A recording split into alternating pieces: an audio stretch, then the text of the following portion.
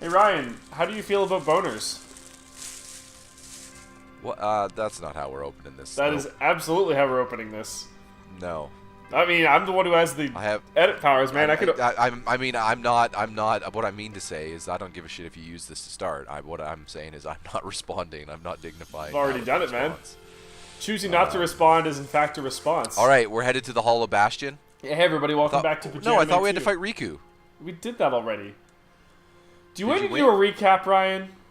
I thought you lost to Riku. Yeah, then I beat him. That was like, I beat him right afterwards. I thought we were starting the next one with you fighting Riku. Oh no. No. That was an episode last time on Dragon Ball Z. You're right. And then we beat him, and then when we got out of DBZ, the B stands for boner. Well, that's the name of the episode. Good job, Ryan. Dragon Boner Zone?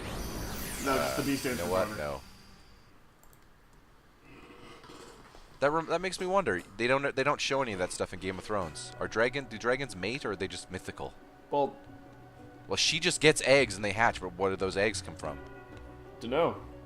Right? Is there a dragon, like the hen, the mother dragon? Gorsh, I'm hearing voices. I wonder who it is. He's hearing voices, and it says, "Welcome to Pajanime 2, everyone." By the way, I never did that. Kingdom Hearts. I snuck one in there. Chain of Memories. What is the recap? Because it's been an episode, yeah. So we got through. We went under the sea.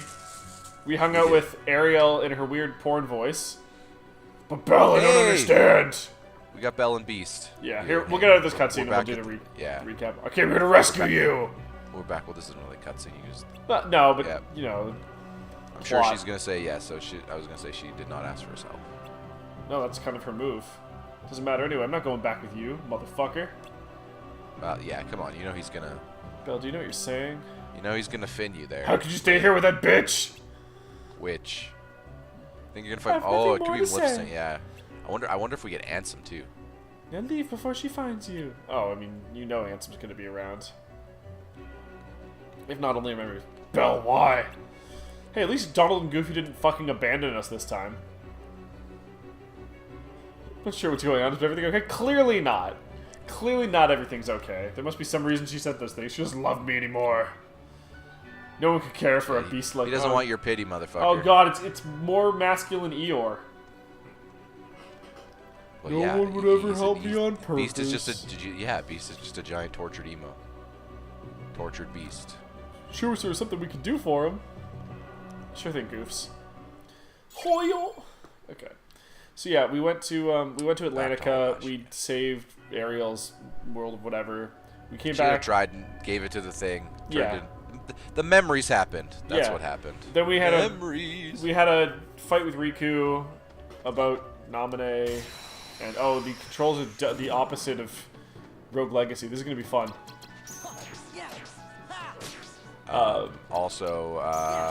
We encountered another cutscene of the organization. Yeah, there's the hooded guy from the very start of the game is, I don't remember what the fuck his name was. It was an anime-ass fucking name. He also had crazy purple feathered hair. He did. Pinkish, actually. It was like, yeah, pinkish purple. He's number 11, but he's got like some sort of a bullshit mission going on with, like, that number 1 was big on. Yeah. Or Axel's number 4 got revealed. No, not Axel. What's his face? Oh, no, Vexen. Larxene. No, Vexen. Larxene was chill, and Axel was chill. So I get the feeling... I think Axel is actually lower than them. Never mind. Yeah, I think Axel's not grunt tier, but you know. I think that Axel and Larxene are somewhere between 4 and 11. Here. Axel and Larxene are Bebop and Rocksteady. I mean, that other guy's more might not be Shredder, but let's just say he's more. Well, I don't think that they're like Bebop and Rocksteady, because Larxene was like had to like throw that match with us. It's probably not an apt comparison because there's 13 of them, but yeah. Yeah. Listen, if I could remember all the characters' names in Bleach, that would be a more apt comparison because that's kind of what it is. Fair enough. In Bleach, Ichigo, the main character, fights monsters.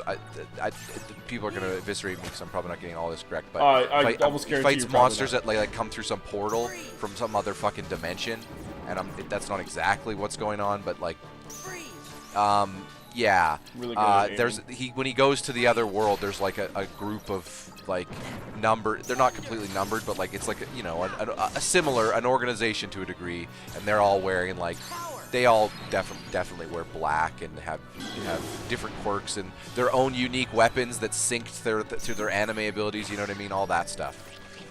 So it's just like okay. That stuff very much has like that anime. If you didn't, I know you're not familiar with it, but it's like if DBZ was a little more Star Wars. Honestly to a degree.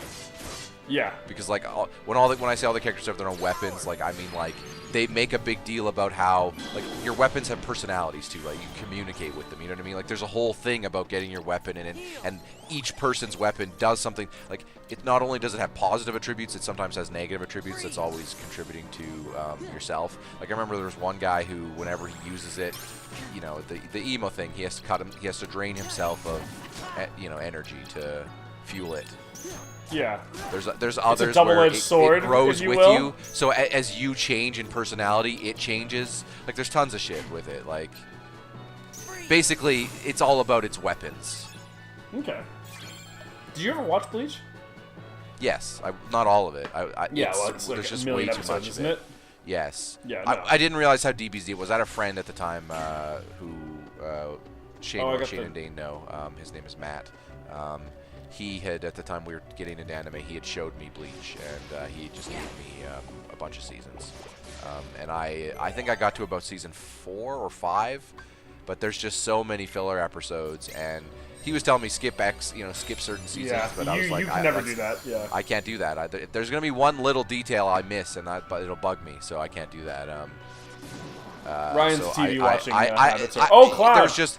It also had the problem of DBZ where there was a lot of episodes too that were just like, okay, you're building to this fight, and then it's like, instead of it being charging, like sometimes they'd be interesting, but sometimes it wouldn't. There'd be the equivalent of like emotional growth, like the wrestling stuff going on, right? Wrestling style stalling in between the big match, right? Like you know how Nitro or Raw are the equivalent of that, where okay, they're doing this because they have to drag the story out another few more. You know what I mean? Yeah. DBZ had that, but it was like charging. And in this, it would be like we're gonna get narrative between why.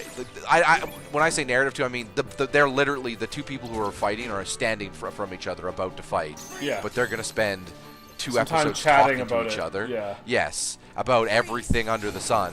And well, all the other characters in the plot are usually fighting or doing something. That's usually how they string it along, so that they can have those be real episodes. Because they don't want to dedicate. They're not ready to dedicate the whole episode to that crazy fight scene right yet. Yeah. But it's at the same time, it's like some of that's a bummer because if the narrative stuff that they've tied into or whatever they're doing for that stalling isn't as interesting, you're just sitting there like, well, these two people are going to stand here. I'm ready for these two people to fight, but yeah, that's one of those things that I kind of feel like Marvel does well in the vein of things. It's like they just get to it sometimes. You know what I mean? They just get to the cool epic. Here, this is what you came to see. You know what I mean? Yeah. Like, sure, there's dialogue and narrative, but we're not. The time we spend on that isn't like stalling time. It's like, if anything, sometimes it's less time. Like you'd want them to spend a little more time on it, right? Like they overload it the other way, so which I sometimes think is better. Like, granted, that's not a series. That's a movie, but yeah. Yeah, look at that shit. False bounty, motherfucker. There we go. Anyway, Bleach very much had that. Kind of like Sora, how he has the different Keyblades and other personalities. Except, not in this game, he has. It'd be like, yeah, well, yeah, you have different Keyblades represented with different attacks. They're on the cards. Oh, you fucking. Oh God, I had the. But like, I guess the equivalent would be if you're instead. If I still have that in combat. If your one Keyblade changed and evolved with you, like if you could upgrade, if you kept the same weapon but upgraded it with you. I don't know. I always liked that as a neat concept. I remember. Dane, friend of the channel, Dane, he ran a D&D session with us, and I had my character, who was an Avenger in D&D, I believe it was 4th edition. I can't. Oh, Sirdan, or Sirdan, something. Sirdan. That's that was not one of the ones that we did together. No, that was no. That predates Roll20, my friend. Oh, okay. We're talking with Matt, who I mentioned before. That was me, Matt, Shane, Andrew. Actually, my roommate Andrew joined with us initially too. Can't picture him doing D&D. We had a few other people off and on. We were doing it in person every week for a while there. For years, actually, for a few years. We actually got resolution. We had a boat. There's a whole story. Yeah, anyway. At the time of watching Bleach, I had made my character. I wanted a weapon that level. I was like, fuck, that's cool. I was like, that's a neat little game. You know what? I was like, that fits for D&D. That's a neat idea to... Every time I'm then leveling up, I can make decisions on what my weapon's doing. Yep. It was also kind of neat because Dane made us a part of this, like... So, like, we had started this campaign with different characters. Like, I had a different character. A couple of us did. Matt did. Shane did. Shane built a robot as his new character, of course. That's a Shane move. Mesh, he was called. An automaton, sorry, because it's D&D. But yeah. Matt was a paladin, and I was an avenger, which is like a religious. It's like a paladin, except instead of them being defenders, they're attackers. Goofy smash! And they're very like that. They're very self-sacrifice, right? So when I saw that, I was like, okay, I'm going to lean into that gimmick. I'm like, okay. So my weapon was kind of like that, which is what prevented other people from using it, because when they tried to pick it up, it like drained them or whatever. You know what I mean? Mm-hmm. But there was a scene in that where Dane like introduced my new character as a member of some crazy like. It's a cult that hunts down, like, again, we're aggressors, so instead of just being, hey, we're paladins that defend against skeletons and necromancers, we were hunting out the people of those religions and basically, you know, wrecking their shit and causing wars against them, because that's what we are, right? We're Thor in that world, you know what I mean? Like, we're like, fuck it, this is what we do. Heroes or something. There was, not really heroes, you know, more like... Yeah, but they thought they were heroes, I'm assuming. We were like a guild, essentially. We were in what was the equivalent of a guild or a faction, right? Adventurers Guild. The Adventurers, a religious slanted Adventurers Guild, if you will. What the? We got introduced to a character who leads that faction. His name was Frederick. He was like my overstudy, or like, you know, he somehow related to my family or whatever, like connected, like something to do with that. Anyway, that he had crafted, and I'll never forget the scene where they introduced him, because Dane Dane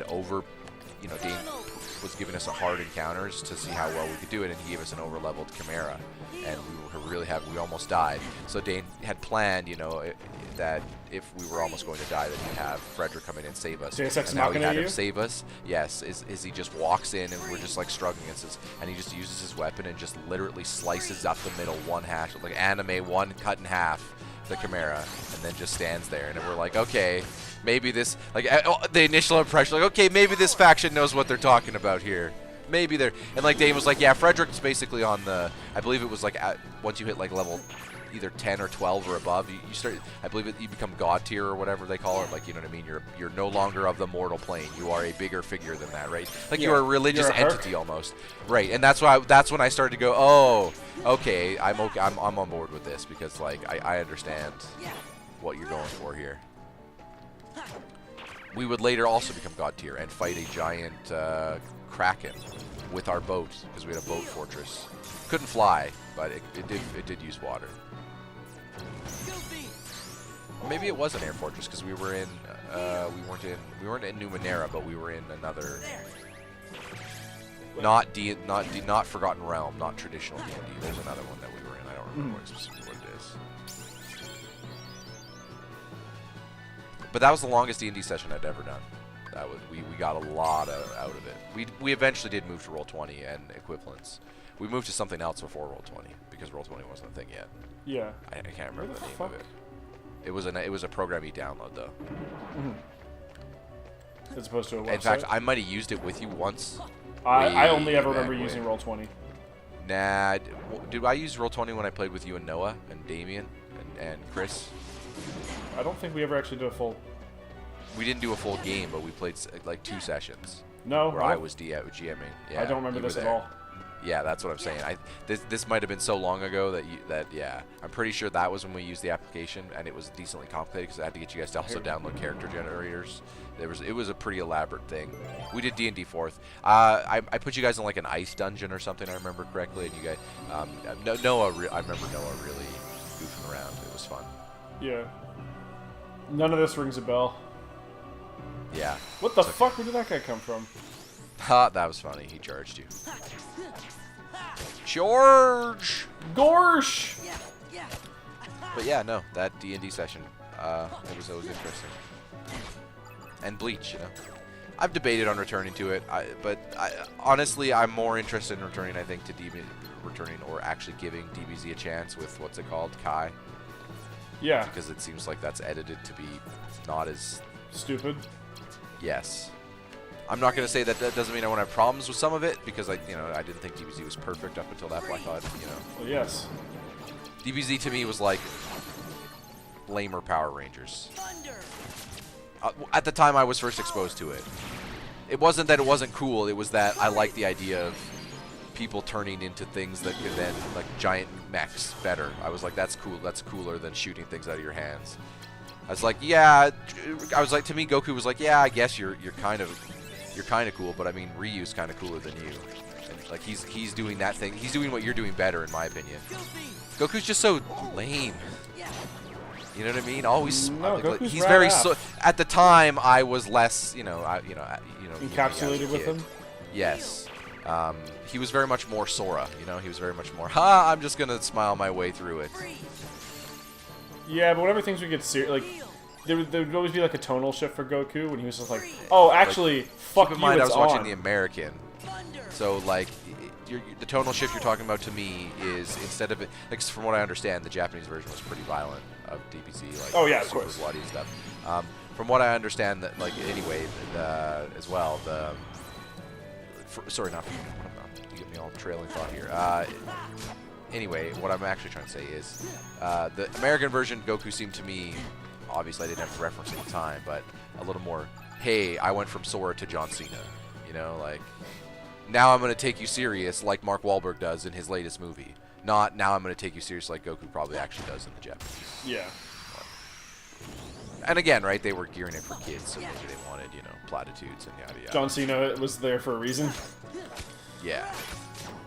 John Cena made a basis character off of Goku, that's all we're saying. Oh yeah, that's interestingly enough, I think Power Rangers is actually even way less like overly violent than even American thing. I just think that what's happening happens to look cooler. I think that there's especially when you consider, like, I think that going Super Saiyan is neat. Like, that's a neat concept. I think that's one of the better things going on. I think Future Trunks, like, my biggest problem with DBZ is how, listen, I'm not gonna say unoriginal, because Power Rangers, I'm calling it better, and it literally is stealing scenes from another show, right? Yeah. Well, no, yeah, but not. I'm not. But afterwards. That's Super irrelevant. Sentai, It's stealing scenes from another show. But the more I got into comics, the more I was like, man, DBZ. Like, listen, Trunks, Cable? What's the difference? Tell me the difference. One of them doesn't have Guy in the robot future parts. comes back fighting Android. No, I'm pretty sure Cable predates DBZ, because Marvel Comics was doing that shit in like the 60s. Donald! No, I don't even think that's the first original version of that. Don't get me wrong either. I'm not saying Cable's the first original idea of, like, no, that's the first version. Cool time traveler comes back to fix shit, but yeah. Boom! There we go. To be fair, Cable wasn't a son of a main character.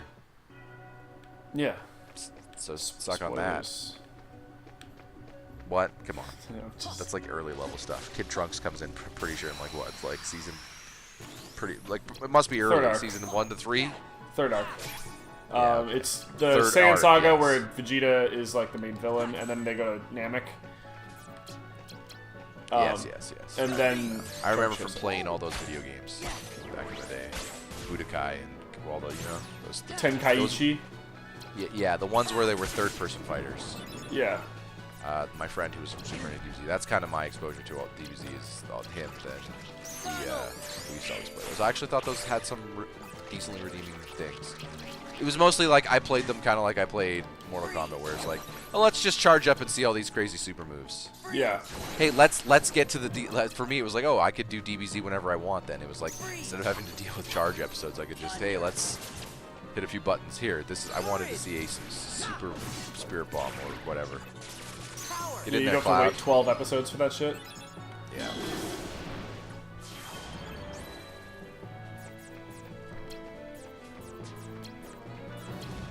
that was kind of my ultimate problem. Not even just the charging with DBZ is even though it was violent, it was like all this building to the violence, and then the violence sometimes would be, I'm not going to say simple, but it would just be a lot of times a fight. Like, I'm not saying they didn't get creative with some of their fights, but again, a lot of times it would just be, here now I'm going to use my big move. Like, if you'd seen their big move once, you'd seen it, and I feel like if you compare that to like even to a degree Power Rangers, but obviously more so something like Marvel, you get a little less of that, right? It's a little more, we're going to now come up with creative ways to use all their things so that each thing is, so that we're not being bored down by just, hey, you know the move, we're gonna do the move again. Yeah. Not that I'm saying Power Rangers doesn't sometimes do that as well. Hey, you know, we're gonna bring up the Megazord, he's gonna do the 1/. But like in later episodes, like obviously, and during arcs, they sometimes do like, there is even arcs where the Zords get killed in battle. Like an enemy's good enough to kill the Zords, but then for some plot reason, but then for some some goddamn plot reason, the villain would then say, I'm not going to be big anymore. I'll just fight you on your own level again. And it's like, what? Oh, there was the thing that you could get to grind anyway, but okay. Yeah. You know, the enemy, the Puffy, okay. Puffy, I don't remember what, the Jawa looking things. Yeah. I mean, that was how it worked in the first game, but one, we never figured out how that actually worked. Two, I don't know if it's the same here. Whereas, like, I think the variability in DBZ's fights came more in who was taking what for damage and who was winning and stuff. Like, there would be arcs where, you know, Goku would lose for a while and then come back, you know, and then win. Well, usually it was always that Goku was, like, behind everybody from the start of the show. So, I don't want any part of this. So, like, Goku is, like, everyone's obviously fine at the start of the show, right? But Goku has to sacrifice himself. There was a branch path earlier. Goku sacrifices himself in order to make sure that everybody else gets out. So he's dead. So he trains for a while, and he ends up being late getting to the Saiyan arc. So once he shows up, everyone's already all jacked up, but Goku makes it there, and then he ends up breaking every bone in his body, and they're out of sensu beans. So when they go to leave for Namek, Goku had to stay on Earth because he was in a full body cast until more sensu beans showed up. Oh, okay. That's kind of the stuff. So then he shows up at the fight, on, like, and Ginyu switches bodies and then with them. The realistic consequences of the violence. Yeah, it's like, oh, but then you switch bodies with Ginyu, so you had to mess up your own body in order to get it back. So now when Frieza gets here, it's all fucked because. Here, is this a better comparison? I'm just gonna nail it. It's an odd one. Hit me. It's kind of like. That DBZ is like presenting itself a little more like New Japan Pro Wrestling, and Power Rangers, and my equivalent of Power Rangers present itself a little more like WWE. They both have flair, they're just in different ways. One's Rick, one's David, his son. No, you don't want to. I hope we don't get it through his tenure. He might be in '98 though. Him and Daphne. I believe that was kind of. I thought he feuded David Arquette though. So. Oh, who knows, man. So none of these are like the obvious way to go. Okay.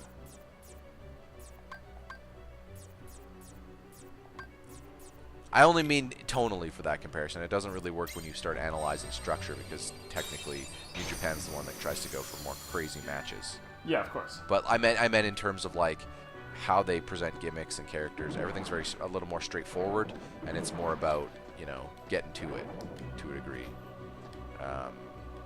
Yeah. That's a big reason why I think, Dan and Jeff probably enjoy DBZ. It's because it's it has an action movie-esque level of violence. Yeah. How Also, it approaches violence. It's just fucking. I'm not saying sometimes. That's a bad thing. I think that's a good. I feel like it's part of its identity, honestly.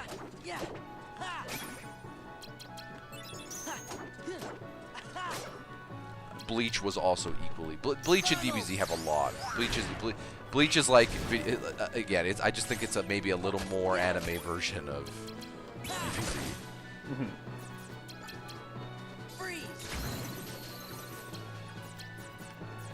I'm not saying from what I remember of DBZ, I'm not saying it's not complicated, but I think it's less about like DBZ has a lot of plots that are just this dude's coming to invade, right? That's just what's happening. right? Whereas like things like Bleach and this are a little more leaning in the what the fuck is going on anime angle, right? Like, yeah. Bleach has a little more of that too. Like it's the people that he's trying to figure. The main character's trying to figure out what's going on in this other dimension. There's also factions and all these other sub factions in different places, and yeah. DBZ has some of that going on too, right? But like generally, a lot of new characters just get introduced. Like I remember going through all the sagas, and pretty much every saga is just someone else trying to come over and take over Earth, isn't it? Like, well, not always Earth, but yeah. Namek. Goku has to stop them from fucking shit up. The villains are here. Well, it's not always Goku, dude. Sometimes. Well, yeah, sometimes it's Gohan or Piccolo or Team. Well, it's not really ever Piccolo. Piccolo. Well, sometimes he's part of a team that comes, isn't he? Again, because playing the games, I don't. Yeah. So basically, you could always just pick any character. Yeah. What happens in that show really early on? Some of those games had good arcs of like they went through. They were really detailed. Like I remember going through Cell Saga, Frieza Saga, Android Saga. Yeah. Well, those guys will always be like around. But so basically, here's the problem that they run into after they introduce the Saiyans, and the Saiyans have this innate ability when they get the shit kicked out of them, they will always come back stronger than before. So the Saiyans end up getting way OP compared to everybody else. So everyone else ends up being, like, all the humans end up being pretty useless, except for like utility stuff, right? The Yamcha's pretty much useless the entire time. That's just kind of who Yamcha is as a person. But like Tien, who was an actual like legitimate threat in Dragon Ball, turns into a utility guy. He'll pull out like solar flares and like things like that, for utility. Krillin kind of has his own thing going on, like a little bit, but Krillin's more of a strategic kind of guy. Piccolo, they kind of get around the whole Saiyan thing, but he keeps on merging with different Namekians, and they add their power together. So he'll like always get up to like the new level, but then that'll always get passed before they get to the end of this saga. So like Piccolo can hold out there okay when they're on Earth, and then when they go to Namek, he merges with Nail, and then he merges with Kami. What are they trying to Obi-Wan him? Where it's just like, well, they have to because they don't have any other way to keep him relevant. His job is to just I'm going to defend long enough till help arrives. Yeah, usually that's what Piccolo does. Okay. And Piccolo has like a very father-son mentor vibe with Gohan, because Goku's like the worst father ever. Yeah, I remember that. I do remember that. Yeah. I also remember Gohan turning into a superhero, Super Sentai Man, Super Saiyan Man. They're the Great Saiyan Man. I'm sorry. The Great Saiyan Man. Yeah. Yeah. Well, he's in the green costume with the cape and he does the pose. Yeah. Yeah. So I was like, this is goofy. Yeah. Well, Gohan's mom. Yeah. Gohan's mom has this weird obsession with having him be like really intelligent and studying a lot because his father's a fucking idiot. Because Goku has zero education, but like Chi-Chi takes it a little bit too far, where it's like, okay, the planet's going to be destroyed. Oh, but Gohan didn't do his homework, so he can't go to the fight. It's like the Chi-Chi. One thing I didn't get in the playing the games was like, because I've only seen some episodes. How much time in all those seasons is spent? Did they ever go on missions, or is it just like they defend? My memory is more like they weren't sometimes they teamed up, but it was more like they were just like always train like Goku. I remember Goku training a lot, not even just charging, like training, like actually fucking hard training. Yeah, was he just like a protector training all the time, like protecting Earth? With their free time, they would do a lot like of Captain that. Planet? So, Anime Planet. So usually they had like a time frame on things. Or Superman would be, I guess, the better analogy because he's an alien. Yeah. That's Earth. I mean, he is literally Superman. He showed up in a fucking pod. Okay, so that's the difference, right? So like more scenes in that are spent. I'm gonna say spent on Earth. Like more scenes are spent on character development than exploration, right? Exploring new places, new planets, go team on another mission where they're not detectiving on a mission to do shit, right? That'll be where the difference, in my opinion, between Bleach and that is. The first season of Bleach is like he's a protector. Like, again, monsters are coming through the portal, right? But then, like, pretty quickly, they form a team, and they're like, fuck this shit. We're going through, and we're going to investigate all. You know what I mean? And then it becomes they're exploring castles. They're exploring all these different enemy layers and dimensions. And to me, that's what it was like, oh, this is really neat. And I don't remember a lot of that in DBZ. I remember a lot more, Goku, like there were arcs, but like, you know what I mean? Like, it usually was just like there was a lot of one-on-one fights or two-on-one fights in. Like fights had limited numbers in what's it called? Yeah, so usually that was because usually the good guys were trying to stall for Goku, and the bad guys would be like were like, well, we want to see power level. So when they were given the opportunity to have like drawn out fights, they would take them waiting on Goku. And then by the time Goku showed up there wasn't like a rule about it most of the time, except for in like the Cell games. But it was like, well, we can't fucking fight these guys anyway. Like, we'll just let Goku do his best because we're all garbage. You might like Bleach, honestly. I could. I like anime. That's why we're doing a whole feature about fucking anime. Yeah, I'm just trying to think on what, because like I actually enjoyed more Bleach than what I saw at DBZ. So, but again, I think some of it's speaking to me specifically a little more. Yeah. Like there would still be there'd still be a lot of one-on-one fights, but I feel like it was kind of like another show. Anime started pushing in that direction in general that I'd seen a little bit of. One Piece. Where it was more about every character gets in on the fight. Like, each character's... They're finding equal level power characters to fight each other. Yeah, they actually get like that in Super, apparently. Where, like, they'll have, like, teams going for Dimension. Like teams fighting against other Dimension groups. So it seems like as other anime started doing this, DBZ was like, hey, guys. Yeah, they're like, if we just keep making... Maybe we should get on this boat. All of our characters suck. Why are they coming to fights anymore? Well, that's why I kind of compared DBZ more to Power Rangers, because there's a lot of episodes of Power Rangers where it's just like the villain shows up to wreck, you show up to defend, and then that's it, right? We're going to have this fight scene at this, they build familiar locations is what I'll say. Yeah, sure. And again, the first season of Bleach is definitely a lot of, you get his house, you get the city he lives in, but like I said, once he puts on the outfit and they build a team to go, it's just like, oh, okay, never mind, this has changed. They're now in a different phase. Yeah. Which I much preferred because it really picked up. But then then they'd go on a mission and siege a castle and find out clues and yada yada yada, which would build to a one-on-one fight, right? Then it would build to characters of getting broken off by circumstance. Yeah. Again, though, looking at all that stuff and thinking of modern day MCU, there's a lot of superhero-ness in some of that. Yeah. Or Americanist, I should say. No, I don't think that's fair, because Americanist at the time would have been Power Rangers. Oh, cool, I got Mushu. Hey, your favorite, Eddie Murphy. Get some parfait. We're really getting deep on the Beverly Hills Cop. You know what? If we ever do an anime podcast, I think where we watch shows, I'd advocate Bleach. That would be something. Mm-hmm. I mean, if we want to go with equal levels of awesome and cringe, actually just cringe, we could throw in the old Yu-Gi-Oh! Because man, oh no, you want to talk about one guy who's useful and everyone else who's dumpster fire? I don't know what the fuck the rest of his friends are doing there. Yeah, right. Even so, that would be another good compare. Like why we use the Power Rangers, because that's basically the Tommy equivalent. Yeah. The rest of them all just the boss shows up, wrecks all of them except Power Ranger Turtles was like that too. Yeah. There are no useless cards in my grandfather's deck, Sometimes Raph would hold his own, yeah. Sometimes Raph would hold his own, but generally Leo would be like, oh, no, they all get wrecked and now Leo doesn't. Yeah. Although I'd like to say that Turtles eventually lean more into actually what we should be doing is 4-on-1ing them. Because I don't give a shit if it's unfair. We're trying to save people's lives here. That actually makes the most sense. Yeah, fuck honor. Which is true. It's like, yes. Yeah, that's probably a good spot to call this one, Ryan. Sora definitely understands that strategy. We're not 4-on-1ing, but 3 best friends, we got it. We know that tactics. So who would we remove as we wrap up here? Who are we? We'd have to say that there's no Raph, because there's nobody that angry on this team. Donald's like kind of that angry. No, I'd say that Goofy's Mikey. No, Goofy's definitely Mikey. Yeah, Sora's definitely Leo. But I think that considering Donald does the magic. Oh, Donald's Donatello? Yeah. Okay, sure. Listen, Donald is grumpy, not Raph. In this plot line, Raph left to go do his own thing. That constantly happens in Turtles because Raph's the moody. Raph's Riku. What are you talking about? Done. Oh! This was easy. We just home runned it right at the end of the episode. Does that make Kyrie Venus de Milo?